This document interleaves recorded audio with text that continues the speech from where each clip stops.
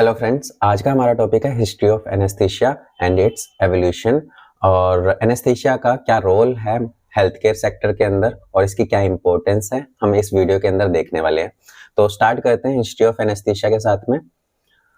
सबसे पहले हम देखेंगे table of content. Table of content का क्या मतलब होता है, इस पूरी वीडियो के अंदर जिन जिन पॉइंट के ऊपर हम बात करने वाले हैं उन सभी पॉइंट्स को हम पहले देखते हैं।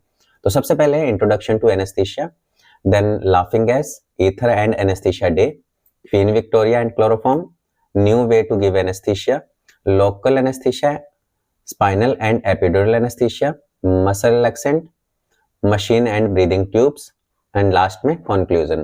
तो एक एक करके हम इन सभी टॉपिक्स को देखते हैं। तो स्टार्ट करते हैं इंट्रोडक्शन टू एनेस्थीसिया।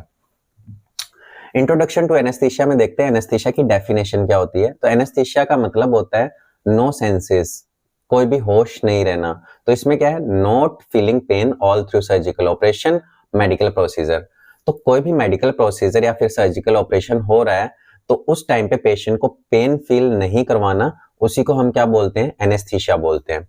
ओके, इसकी हिस्ट्री की बात करें तो इसकी हिस्ट्री जो है 1st सेंचुरी से पहले से ही स्टार्ट हो जाती है, जहां पे एक पर्सन डाइसैकराइड जो है वो मैड्रागोरा प्लांट के बारे में बताते हैं और उसके स्लीपिंग इफेक्ट के बारे में बताते हैं।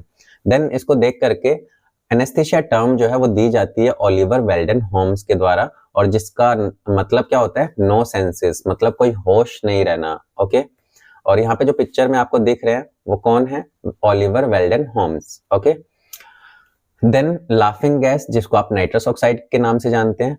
इसको लाफिंग गैस क्यों बोलते हैं, क्योंकि इसके इफेक्ट से जो पर्सन है वो काफी टाइम तक जो है वो हंसता रहता है और जब तक इसका इफेक्ट खत्म नहीं होता है। तो 1774 के अंदर Priestley observe nitrous oxide, famously known as a laughing fuel. तो प्रिस्टले जो है इसको ऑब्जर्व करते हैं 1774 के अंदर और ये फेमस हो जाती है लाफिंग फ्यूल के नाम से या फिर लाफिंग गैस के नाम से। इसके बाद आते हैं हम्फ्री डेवी, जो कि एक्सपेरिमेंट करते हैं नाइट्रस ऑक्साइड के साथ में अपने टूथ एक को कम करने के लिए। देन उसके बाद में हमारे पास में 1845 के अंदर हॉरेस वेल्स जो हैं वो इनेमल एक्सट्रैक्शन के लिए नाइट्रस ऑक्साइड का यूज करते हैं, जो कि अनसक्सेसफुल रहता है। इसके बाद ये काफी स्ट्रगल करते हैं और ये एडिक्टेड हो जाते हैं क्लोरोफॉर्म के, जिसकी वजह से इनकी डेथ हो जाती है एंड में। और यहाँ पे जो आपको साइंटिस्ट दिखाई है वो कौन है, हॉरेस वेल्स। फिर हम बात करेंगे ईथर एंड एनेस्थीसिया डे के बारे में। तो ईथर जो है एक और सब्सटेंस था जो कि पेन को कम करने का काम कर रहा था और इसको क्रिएट किया था 1540 के अंदर। October 1846 WTG Morton proven the practical use of ether for anaesthesia. 16 October 1846 के अंदर WTG मॉर्टन क्या करते हैं, ईथर को कैसे प्रैक्टिकली यूज करना है इसके बारे में बताते हैं और इसको प्रूव करते हैं। देन इसी वजह से क्या होता है, अक्टूबर 16 जो है widely known as a world anaesthesia day. तो इसी की वजह से क्या होता है कि 16 अक्टूबर को हम किस डे से सेलिब्रेट करते हैं, वर्ल्ड एनेस्थीसिया डे के नाम से सेलिब्रेट करते हैं, क्योंकि इसकी वजह से हम पेशेंट के पेन को इजीली कम कर पा रहे थे। और यहाँ पे जो आपको पिक्चर के अंदर सेंटर के अंदर दिख रहे हैं ये कौन है, WTG Morton. Okay, then Queen Victoria and chloroform. यहाँ पे एक डॉक्टर है John Snow, a medical doctor, popularised chloroform as an anaesthetic. ये क्या करते हैं, क्लोरोफॉर्म को एज ए एनेस्थेटिक जो है वो पॉपुलराइज्ड करते हैं। देन इसको एडमिनिस्टर करते हैं लगभग 4000 पेशेंट के अंदर उनके पेन को रिलीव करने के लिए, और कुछ टाइम सर्जिकल ट्रीटमेंट के अंदर भी। फिर उसके बाद में क्वीन विक्टोरिया भी क्या करती है, क्लोरोफॉर्म का यूज करवा करके अपने 8 चाइल्ड की डिलीवरी करवाती हैं क्लोरोफॉर्म का यूज करके। Okay, then chloroform drastically reduce pain during surgical procedure, improving the comfort of the impacted person. Chloroform क्या कर रहा था, इसका इफेक्ट क्या था, ये बहुत जल्दी जो है पेशेंट के पेन को कम करने का काम कर रहा था, कोई भी सर्जिकल ऑपरेशन हो या फिर कोई भी मेडिकल प्रोसीजर हो, और जो भी पेशेंट होता था उसको काफी ज्यादा कंफर्ट प्रोवाइड कर रहा था।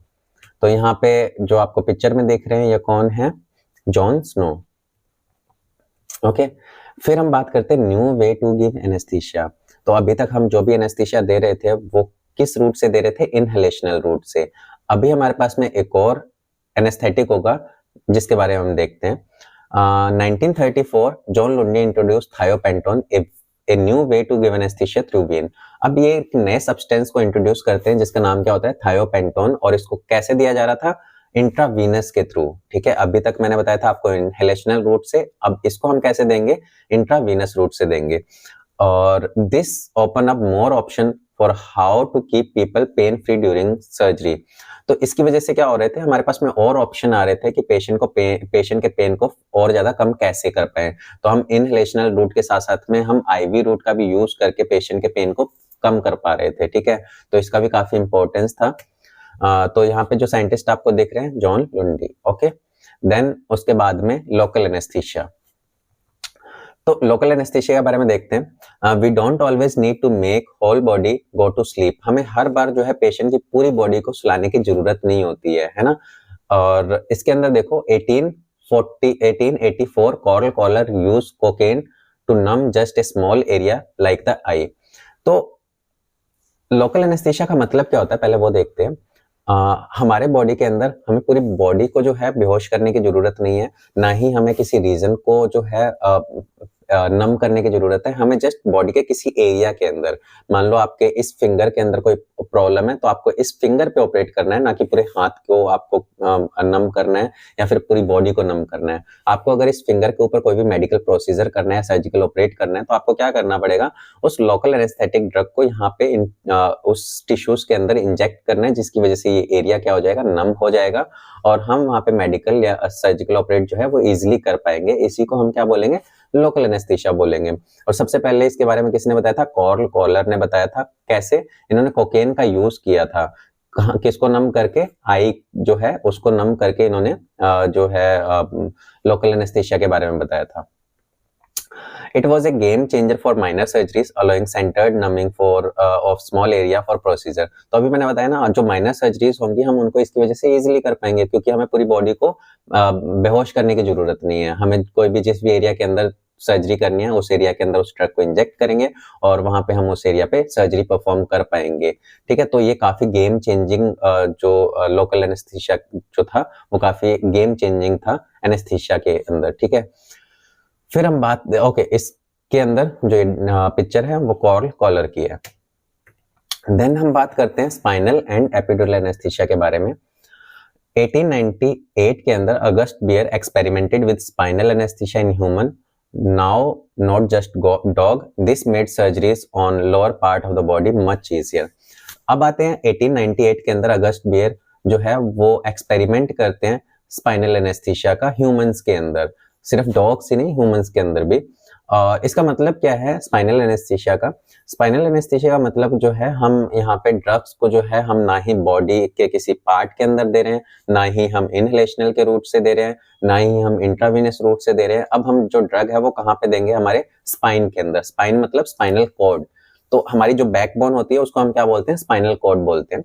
ओके, अब इस स्पाइनल कॉर्ड के अंदर क्या होती है, काफी सारी लेयर्स होती हैं, और सबसे अंदर जो है हमारी स्पाइनल कॉर्ड्स होती हैं जिसमें काफी सारी नर्व होती हैं, स्पाइनल नर्व्स होती हैं। हम क्या करते हैं, उन लेयर्स के अंदर एक ड्रग को इंसर्ट करते हैं एक रीजन के अंदर। स्पाइनल कॉर्ड में काफी सारे रीजन होते हैं, तो लंबर रीजन के अंदर हम उस ड्रग को इंजेक्ट करते हैं, और लंबर रीजन से जो भी नीचे नर्व जा रही हैं वो सारी की सारी ब्लॉक हो जाती है, जिसकी वजह से जो लोअर बॉडी की सेंसेशन है वो हमारे ऊपर ब्रेन तक नहीं पहुंच पाती है, जिसकी वजह से हम कोई भी जो लोअर बॉडी का कोई भी ऑपरेट है वो इजीली परफॉर्म कर पाते हैं। ठीक है, तो स्पाइनल एनेस्थीसिया के अंदर हम स्पाइनल नर्व्स को ब्लॉक करते हैं, जिसकी वजह से लोअर बॉडी का एरिया जो है वो नम हो जाएगा, उसकी कोई भी सेंसेशन जो है वो ऊपर नहीं पहुंच पाएगी, है ना, क्योंकि हमने उस नर्व को ब्लॉक कर दिया उस जगह से। तो नीचे वाले पोर्शन के अंदर हमें सर्जरी परफॉर्म करना इजी हो जाता है स्पाइनल एनेस्थीसिया के अंदर। ओके, और इसके बारे में किसने बताया था, अगस्ट बियर ने 1898 के अंदर। फिर हम बात करते हैं 1901 के अंदर कैथलीन और सिकार्ड आते हैं और ये बताते हैं एपिड्यूरल एनेस्थीसिया के बारे में, और जो कि यूजफुल होता है चाइल्ड बर्थ और वेरियस सर्जरीज के अंदर। तो एपिड्यूरल एनेस्थीसिया जो है वो भी किस में देते हैं, हम स्पाइनल कॉर्ड के अंदर ही देते हैं, बट यहाँ पे जो स्पाइनल एनेस्थीसिया है वो हम स्पाइनल कॉर्ड के इंटरनल लेयर के अंदर देते हैं, जिसको हम सब एरेक्नोइड स्पेस बोलते हैं, और एपिड्यूरल एनेस्थीसिया जो है वो एपिड्यूरल स्पेस के अंदर देते हैं। एक लेयर है हमारे स्पाइनल कॉर्ड की बाहर वाली लेयर, उसके अंदर हम मेडिसिन को इंसर्ट करते हैं। तो ये भी क्या कर रहा है, ये भी नर्व को ब्लॉक करने का ही काम करता है, दोनों ही नर्व को ब्लॉक करेंगे, बट इसको देने के लिए हमें अलग अलग लेयर के अंदर ड्रग को इंसर्ट करने की जरूरत होती है। और ये जो है चाइल्ड बर्थ और वेरियस सर्जरीज, जो कि लोअर बॉडी की जो भी लॉन्ग टाइम की सर्जरीज होती हैं, उनके अंदर हम इसका यूज करते हैं। तो यहाँ पे जो आपको साइंटिस्ट दिख रहे हैं, ये कौन है, अगस्ट बियर, और सेकंड नंबर पे हमारे पास में जो है वो कैथलीन एंड सिकार्ड। ओके, तो ये था हमारे पास में स्पाइनल एंड एपिड्यूरल एनेस्थीसिया। फिर हम बात करते हैं मसल रिलैक्सेंट की। देखो 1942 Harold Griffith pioneered the use of curare to loosen up muscle tissue all through surgical operation improving the smoothness of operation. क्या मतलब है कि अब मसल रिलैक्सेंट क्यों यूज कर रहे हैं हम? तो सर्जरी के टाइम पे जब हम ऑपरेट कर रहे होते हैं ना, हमने पेशेंट के पेन को तो कम कर दिया है ना, हमने काफी सारी ड्रग्स का यूज किया, हमने काफी सारे गैसेस का यूज किया, जिसकी वजह से क्या हो रहा था, पेशेंट के पेन को हम काफी कम कर पा रहे थे। बट पेशेंट के पेन को कम करने से ही हमारे सर्जिकल ऑपरेशन जो है वो इजी नहीं हो जाते हैं, है ना। उसके लिए हमें क्या करना पड़ेगा, पेशेंट की मसल्स को भी रिलैक्स करना पड़ेगा। अगर हम कट लगा देते हैं, पेशेंट की मसल्स हार्ड है, तो हम वहां पे उस एरिया को सेपरेट नहीं कर पाएंगे, अलग नहीं कर पाएंगे। जहां पे हम सर्जरी परफॉर्म कर रहे हैं, हमें बहुत ज्यादा मेहनत करने की जरूरत पड़ेगी, क्योंकि मसल्स को हमें साइड करना है, तभी तो हमें सर्जिकल साइड जो है वो इजिली विजुअलाइज होगी और वहां पे हम इजिली काम कर पाएंगे। तो यहाँ पे मसल्स को रिलैक्स करना भी जरूरी होता है जब हम कोई भी एनेस्थीसिया के अंडर पेशेंट की सर्जरी कर रहे हैं, ठीक है। तो एनेस्थीसिया के टाइम पे पेशेंट के मसल्स को भी रिलैक्स करना काफी जरूरी होता है, तो इसी वजह से मसल रिलैक्सेंट भी इसके अंदर काफी इंपॉर्टेंट है। ओके और ये ऑपरेशंस को क्या कर देते हैं, स्मूथ कर देते हैं, ठीक है, इसमें स्मूथनेस बढ़ा देते हैं और ऑपरेट जो है बहुत इजी हो जाते हैं। Daniel Wovett became presented the Nobel Prize in 1949 for making use of suxamethonium to introduce muscle relaxation। अब यहाँ पे एक साइंटिस्ट आते हैं डेनियल वॉबेट, जो कि क्या करते हैं, एक ड्रग जिसका नाम सुक्सामेथोनियम है उसका यूज करते हैं और उसका इफेक्ट काफी अच्छा रहता है मसल्स को रिलैक्स करने के लिए, ठीक है। ये बहुत जल्दी मसल्स को रिलैक्स कर दे रही थी सर्जरी के टाइम पे, इस वजह से इनको क्या दिया जाता है, एक नोबेल प्राइज दिया जाता है, ठीक है, डेनियल वॉबेट। ओके यहाँ पे जो साइंटिस्ट हैं वो कौन है, डेनियल वॉवेट। ओके इन्होंने सुक्सामेथोनियम के बारे में बताया था। फिर हम बात करते हैं एडवांस एनेस्थीसिया इक्विपमेंट के बारे में। अब देखो एनेस्थीसिया जो है, हम जो भी चीजें देख रहे थे ना, जैसे कि हमारी गैसेस थी, हमारे पास में स्पाइनल एनेस्थीसिया, एपिड्यूरल एनेस्थीसिया था, लोकल एनेस्थीसिया था, ठीक है। ये सारे के सारे एनेस्थीसिया जो है उसको देने के लिए हमें कुछ कुछ इक्विपमेंट की जरूरत पड़ेगी ना। हमारे पास में कुछ मशीन्स होनी चाहिए, कुछ ट्यूबिंग्स होनी चाहिए, जिसकी वजह से हम ये सारी की सारी चीजें जो है पेशेंट को दे पाएंगे। तो उन्हीं के बारे में कौन कौन सी चीजें जो है, कौन कौन से इक्विपमेंट यूज होंगे उस टाइम पे। तो सबसे पहले हम बात करते हैं 1917 Edmund Gaskin Boyle invented the primary Boyle system helping dogs in administering managed anaesthesia.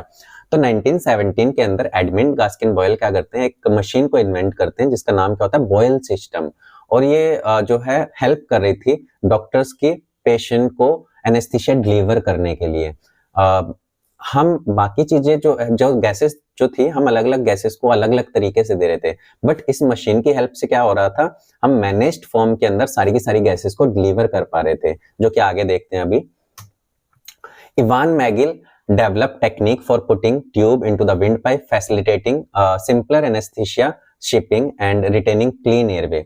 Edmund Gaskin के बाद में आते हैं इवान मैगिल। ये भी इतने इंपॉर्टेंट है जितने की एडमंड गास्किन। क्यों? क्योंकि ये एक टेक्निक डेवलप करते हैं जिसका नाम क्या होता है, इंट्यूबेशन। इंट्यूबेशन का क्या मतलब होता है, कोई भी ट्यूब इंसर्ट करना। और क्योंकि इसका नाम था एंडोट्रेकियल इंट्यूबेशन, तो ट्रेकिया के अंदर ट्यूब को प्लेस करना ही एंडोट्रेकियल इंट्यूबेशन बोलते हैं। अब ऐसा करना क्यों जरूरी था, क्योंकि सर्जिकल ऑपरेशन के टाइम पे जब हम गैस को डिलीवर करेंगे तो हमारा एयरवे ओपन रहना चाहिए ना ड्यूरिंग सर्जरी। तो पूरी सर्जरी के टाइम पे एयरवे को ओपन रखना काफी प्रॉब्लम क्रिएट कर रहा था उस टाइम पे। तो इवान मैगिल क्या करते हैं, उस एयरवे को ओपन रखने के लिए एक टेक्निक डेवलप करते हैं जिसका नाम क्या था, एंडोट्रेकियल इंट्यूबेशन, जो कि एयरवे को क्लीन रखने का काम कर रहा था, ओपन रखने का काम कर रहा था। और यहाँ पे जो ये साइंटिस्ट हैं, ये एडमंड गास्किन बॉयल, और सेकंड नंबर पे हमारे पास में जो है वो इवान मैगिल। ओके देन हम बात करते हैं बॉयल मशीन एडवांसमेंट। अब इन मशीन के बारे में हम एक एक करके देखते हैं कि इन मशीन के अंदर ऐसी क्या खासियत थी, है ना। तो सबसे पहले हम बॉयल मशीन के बारे में देखेंगे, फिर हम उसकी इवान मैगिल की टेक्निक्स के बारे में देखेंगे। तो स्टार्ट करते हैं इससे। तो in 1917 Edmund Gaskin Boyle an English scientist या फिर anaesthetist invented Boyle system revolutionising anaesthesiology. तो इनकी ये जो बॉयल मशीन थी काफी ज्यादा रेवोल्यूशन क्रिएट कर देती है उस टाइम पे एनेस्थीसिया के अंदर, ठीक है। और इसके अंदर देखो कौन कौन सी चीजें होंगी। This device transform the way anaesthesia was delivered during surgery and medical procedure. ये जो है एनेस्थीसिया को देने के तरीके को ही बदल देती है पूरा का पूरा, है ना, ड्यूरिंग सर्जरी या फिर मेडिकल प्रोसीजर जो हो रहे थे उसको।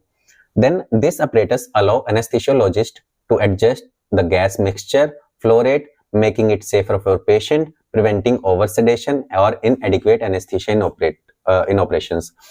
तो ये ऑपरेटर्स जो है वो क्या कर रहा था, एनेस्थीसियोलॉजिस्ट को अलाउ कर रहा था, गैसेस को मिक्स करने दे रहा था, उसकी फ्लो रेट को कंट्रोल करने दे रहा था और ये पेशेंट के लिए सेफ भी बना रहा था क्योंकि हम इसको कंट्रोल्ड अमाउंट के अंदर दे पा रहे थे।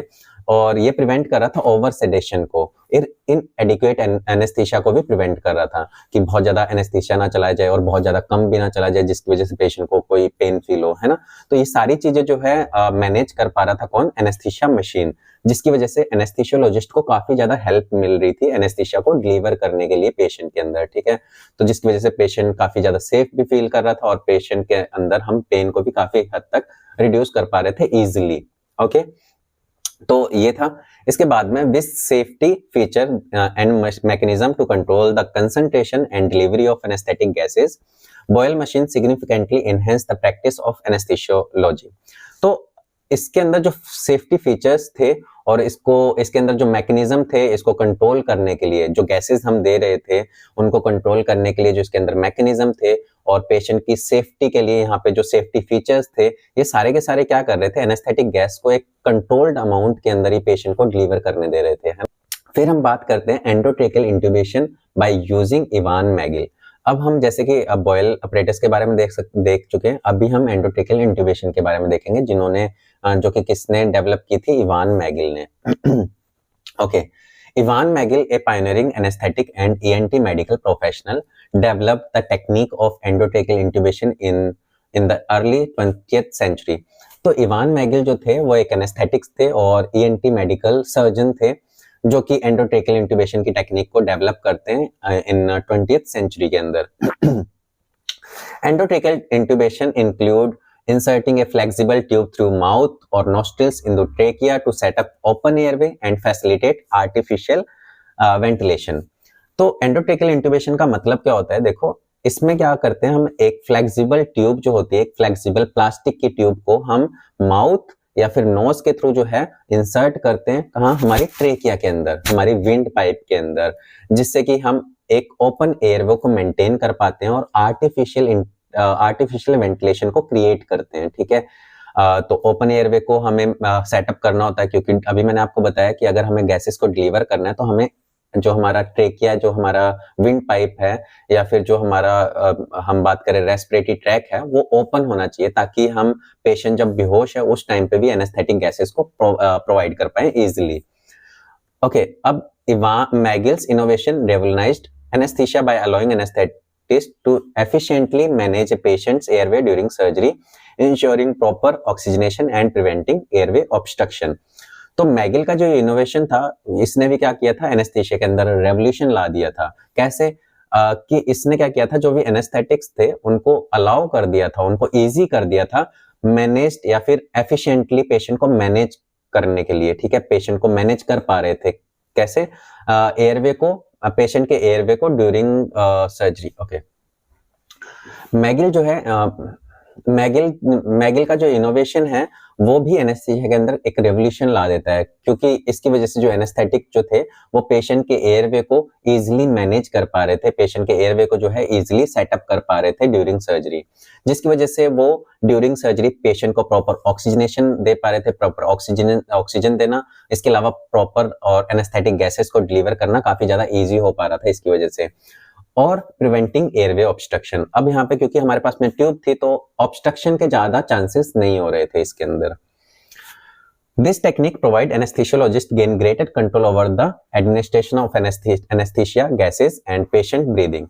इस टेक्निक की वजह से एनेस्थीसियोलॉजिस्ट जो है वो काफी अच्छा कंट्रोल कर पा रहे थे पेशेंट को एनेस्थेटिक गैसेस डिलीवर करने में, और पेशेंट की ब्रीदिंग के ऊपर, हमें उसे किस तरीके से ब्रीथ करवाना है उसके ऊपर भी पेशेंट जो एनेस्थीसियोलॉजिस्ट है वो कंट्रोल कर पा रहे थे। इसके अलावा ये जो है वो रिड्यूस कर रहा था एस्पिरेशन के रिस्क को। ठीक है, एस्पिरेशन का क्या मतलब होता है, ड्यूरिंग सर्जरी जब हमारे स्टमक कंटेंट जो है वो इसोफेगस से ऊपर आकर के हमारे ट्रेकिया के अंदर चला जाए, इसको हम क्या बोलते हैं, एस्पिरेशन बोलते हैं।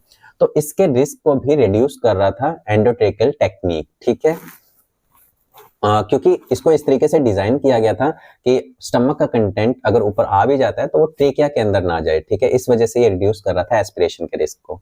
Magill method of endotracheal intubation remains a fundamental practice in present day anesthesia, significantly contributing to person safety and achievement of various surgical techniques. तो ये मैगिल का जो मेथड था एंडोट्रेकियल इंट्यूबेशन जो है वो आज के दिन भी यूज हो रहा है। ठीक है, आज के दिन भी उसको ऐसे ही यूज किया जा रहा है, और ये जो है पेशेंट की सेफ्टी के अंदर काफी ज्यादा इंपॉर्टेंस रोल प्ले करता है, और काफी सारे मेडिकल और सर्जिकल टेक्निक्स के अंदर काफी सारी अचीवमेंट के अंदर इसका रोल है। ठीक है, तो ये सारी चीजें थी एंडोट्रेकियल इंट्यूबेशन के बारे में। अब हम इसके बारे में देखते हैं कौन कौन सी चीजें जो है इन्होंने डेवलप की थी। तो ये तो थे इवान मैगिल, और इसके साथ में जो आपको एक इंस्ट्रूमेंट दिखाया हुआ है, ये कौन है, मैगिल फोर्सेप्स। इसको हम किस नाम से जानते हैं, कॉमन नाम इसका इंट्यूबेटिंग फोर्सेप्स भी है। जब हम एंडोट्रेकियल इंसर्ट करते हैं उस टाइम पे एंडोट्रेकियल ट्यूब जो है उसको जो है प्रॉपर पोजीशन में लाने के लिए हम इसका यूज कर सकते हैं। ठीक है, ताकि वो ट्रेकिया के अंदर ही जाए, वो ईसोफेगस या फिर अदर स्ट्रक्चर के अंदर एंटर ना करे। तो इसकी हेल्प से हम वो चीजें कर पा रहे थे। ये जो डायग्राम है वो किसका है, एंडोट्रेकियल ट्यूब जो कि हमारी ट्रेकिया के अंदर इंसर्ट की जा रही थी। देन यहाँ पे हमारे पास में एक लैरिंगोस्कोप दिखाया हुआ है, जिसको हम क्या बोलते हैं, इवान लैरिंगोस्कोप या फिर मैगिल लैरिंगोस्कोप। आज के टाइम पे जो लैरिंगोस्कोप है वो कुछ एडवांस लैरिंगोस्कोप है, जैसे कि हमारे पास मैकिंटोश लैरिंगोस्कोप, मैकोय लैरिंगोस्कोप और बुलार्ड लैरिंगोस्कोप आज के टाइम पे जो यूज होने वाले हैं। उस टाइम पे हमारे पास में जो लैरिंगोस्कोप था वो कुछ इस तरीके से दिखता था, और इसका नाम मैगिल लैरिंगोस्कोप या फिर इवान लैरिंगोस्कोप था। ठीक है, तो एंडोट्रेकियल इंट्यूबेशन में देखो, इस डायग्राम में आपको देख रहा होगा एक ट्यूब को जो है माउथ के थ्रू डाला गया है ट्रेकिया के अंदर। ठीक है, तो एंडोट्रेकियल इंट्यूबेशन कुछ इस तरीके से दिखाई देगी। देन हम बात करते हैं कंक्लूजन की। तो इस सभी चीजों से हमें क्या पता लगता है, the history of anaesthesia is full of interesting discoveries and brave people who wanted to make sure we don't feel pain during surgery. तो हिस्ट्री ऑफ एनेस्थीसिया की अगर हम बात करें तो इसमें काफी सारी इंटरेस्टिंग डिस्कवरीज थी। ठीक है, जो कि काफी ब्रेव लोगों ने जो है इनको इंट्रोड्यूस किया था, और जिसकी वजह से हम आज के टाइम पे जो भी मेडिकल प्रोसीजर्स होते हैं उसकी वजह से हमें पेन फील नहीं होता है। ठीक है, और इसके अलावा from laughing gas to ether to chloroform and the way to modern technique and machines, it has been truly been an adventure। तो ये कहाँ से स्टार्ट हुआ था, लाफिंग गैस से ईथर, फिर क्लोरोफॉर्म, फिर मॉडर्न वे और टेक्निक्स है ना, काफी सारी नई नई चीजें आती गई। उस तरीके से जो है ये कुछ एडवेंचर की तरह था, जिसमें काफी सारी चीजों की डिस्कवरीज हुई थी और काफी पेशेंट को इससे बेनिफिट्स मिले थे और आज भी मिल रहे हैं। Anesthesia has made surgeries less painful and it continue get better. ठीक है, तो एनेस्थीसिया जो है सर्जरीज को काफी लेस पेनफुल या फिर बहुत इनके जो पेशेंट के पेन को जो है वो काफी कम करने में हेल्पफुल रहा है, और ये आगे जो है और बेटर होता जाएगा। ठीक है, जैसे जैसे टेक्निक्स डेवलप होंगी, जैसे जैसे नई ड्रग्स आएंगे, वैसे वैसे एनेस्थीसिया जो है वो और अच्छा होता जाएगा, जिससे कि पेशेंट को पेन फील ना हो ड्यूरिंग सर्जरी या फिर कोई भी मेडिकल ऑपरेशंस। तो ये पूरी की पूरी हिस्ट्री ऑफ एनेस्थीसिया थी। आई होप आपको ये वीडियो पसंद आई होगी, और अगर आपको ये वीडियो पसंद आती है तो प्लीज इस वीडियो को लाइक करें, शेयर करें एंड इस चैनल को सब्सक्राइब करें। Thank you.